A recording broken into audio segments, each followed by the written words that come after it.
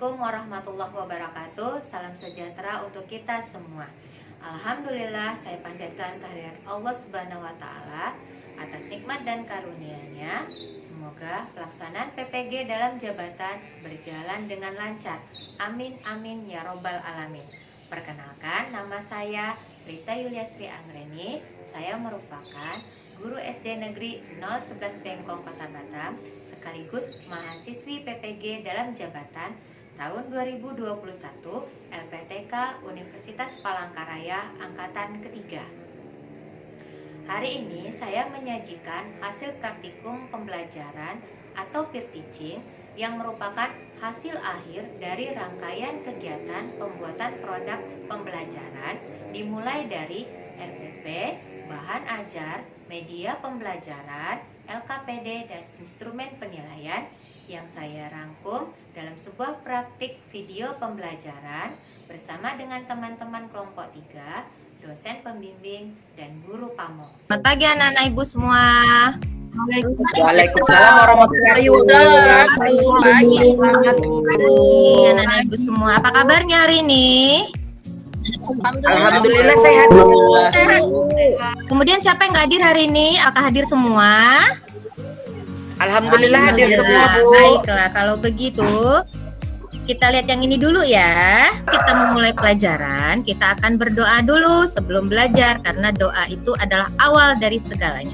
Baik, kita berdoa bersama-sama ya. Bismillahirrahmanirrahim. Pada pagi hari ini kita masih dalam suasana pandemi ya nak ya. Jadi kalau kamu nanti keluar dari rumah, untuk mengikuti protokol kesehatan yaitu yang 3M, yang memakai masker, dan jangan lupa cuci tangan dan menjaga jarak. Nah, terdengar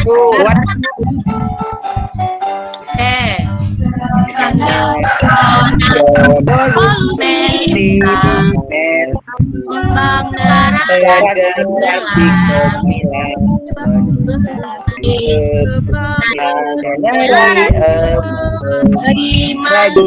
bagi manusia. Tadi kamu menyanyikan lagu Mars PPK. Nah, selanjutnya Ibu akan membacakan tujuan pembelajaran pada hari ini.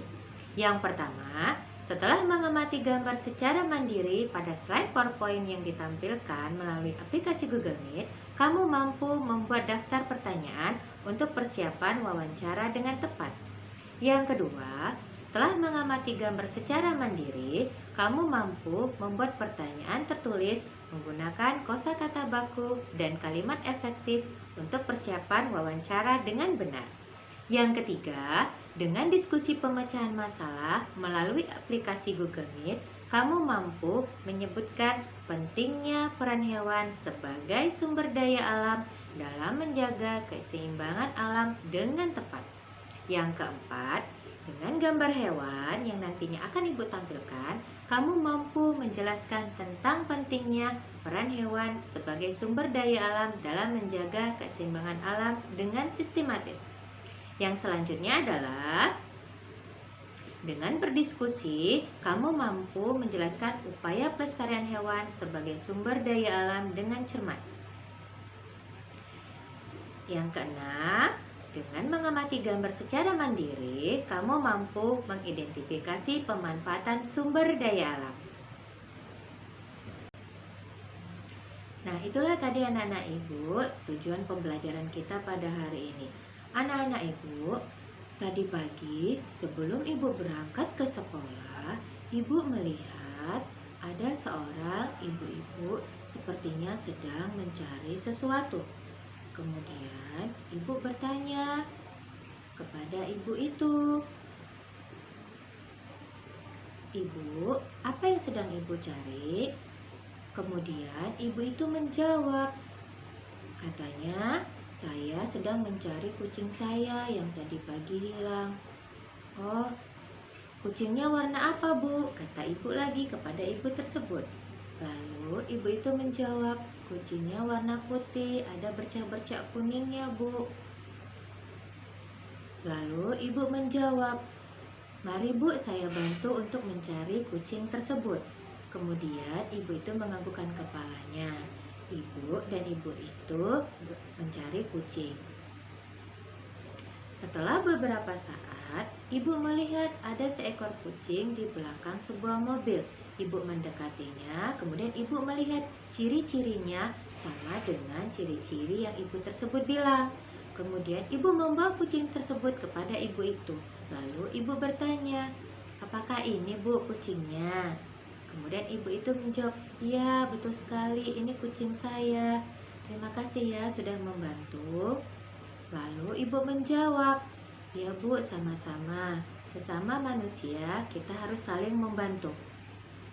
Hari yang berbahagia ini, mungkin kalian sudah pernah mendengar kata narasumber dan wawancara. Pernah dengar apa tidak, Nak? Pernah, Bu. Pernah? Baiklah. Nah, di sini Ibu ada sedikit bacaan. Siapa ya yang mau bantu Ibu bacain narasumber itu tugasnya apa? Siapa yang mau bantu baca? Saya, Bu. Saya, Bu. Ya, Bu Lini.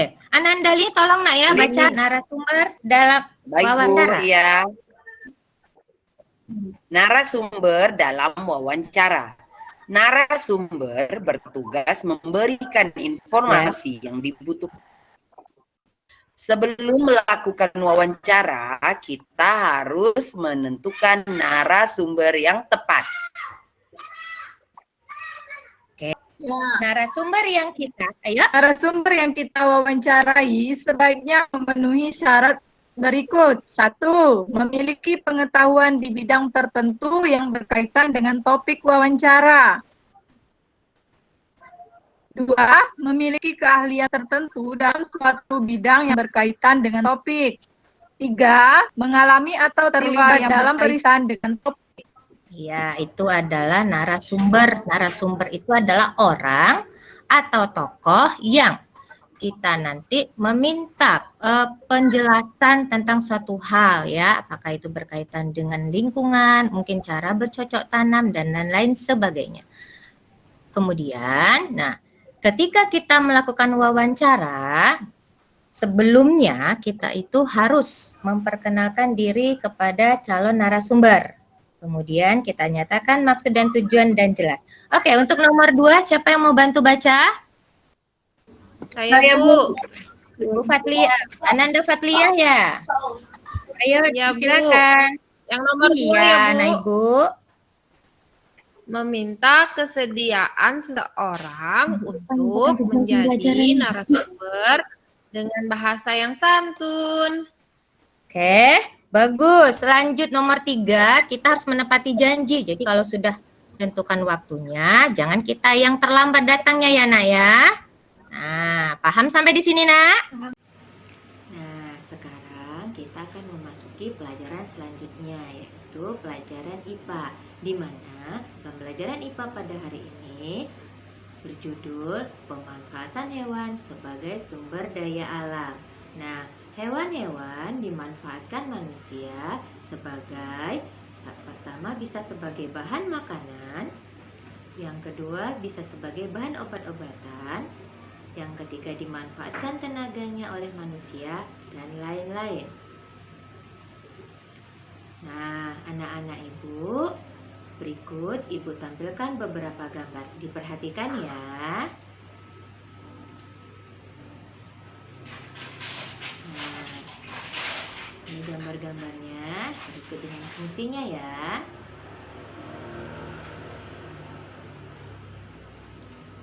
Setelah tadi kamu melihat beberapa hewan dengan manfaatnya, sekarang Ibu akan membagikan kelompok.